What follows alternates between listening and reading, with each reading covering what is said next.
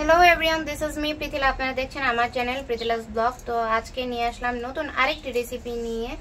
তো আজকে ইলিশ মাছের ভাপা করব। তো এর জন্য ইলিশ মাছগুলো সুন্দর করে কেটে ধুয়ে পরিষ্কার করে নিয়েছি। আজকে শুধু এই যে বুকের যে অংশগুলো সেগুলো নিয়েছি। তো এগুলোর মধ্যে আজকে সরিষা বাটা দিয়ে ভাপা দিব।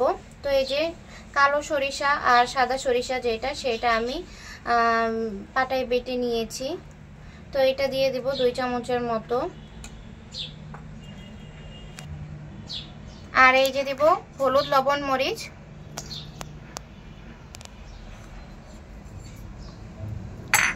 এগুলোকে সুন্দর করে মাখিয়ে দিব।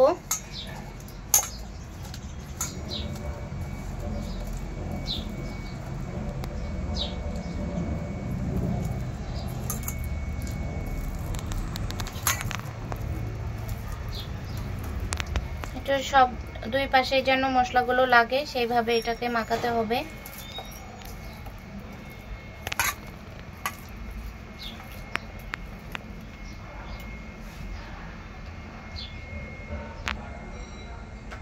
আর দিয়ে দিব সরিষার তেল। একটু বেশি পরিমাণে সরিষার তেল দিতে হবে যেহেতু এটা ভাপা।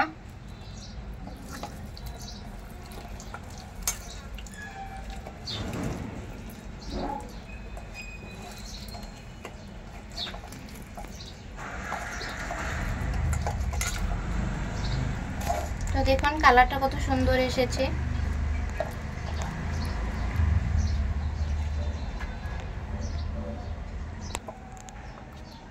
তো একটু হালকা পানি দিয়ে দিব যেহেতু সিদ্ধ হতে হবে, খুব বেশি পানি দিব না। এই যে হাতের মশলাগুলো ধুয়ে দিয়ে দিলাম, খুব বেশি পানি দিব না।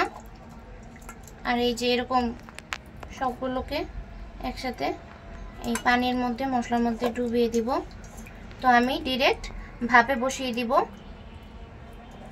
একটা ঢাকনা দিয়ে ভাপে এরকম ডাইরেক্ট বসিয়ে দেব। তো বন্ধুরা এখন ভাপে দিব। তো ভাপে দেওয়ার আগে আরেকটু সরিষার তেল দিয়ে দিব আর উপর দিয়ে কাঁচা মরিচ এই যে মাঝখান দিয়ে চিড়ে দিয়েছি তো এগুলো একটু দিয়ে দিব ঘ্রাণের জন্য।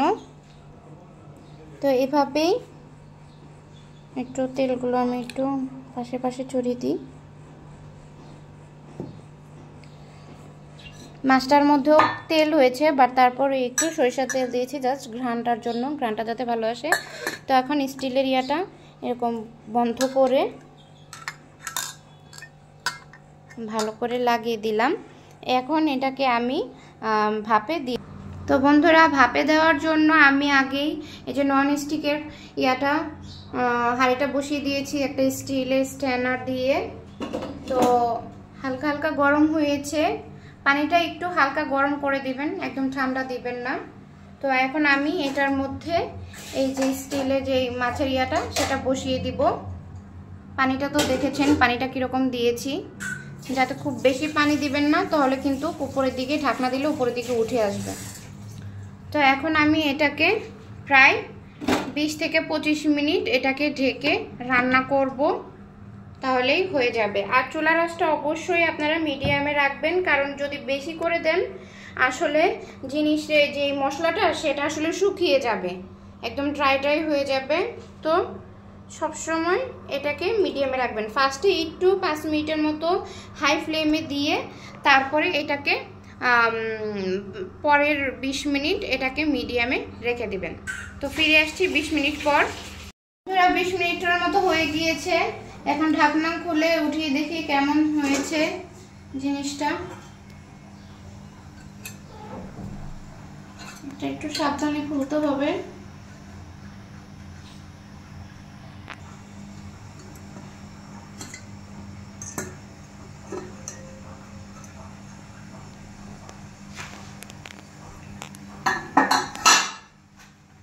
এই যে এটা হয়ে গিয়েছে, কালারটাও খুব সুন্দর এসেছে।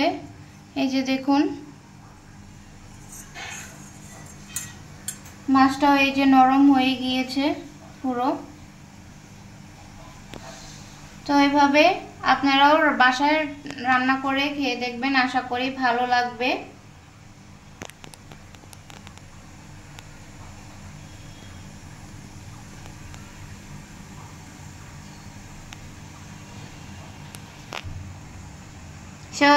সবাইকে দেখার জন্য ধন্যবাদ।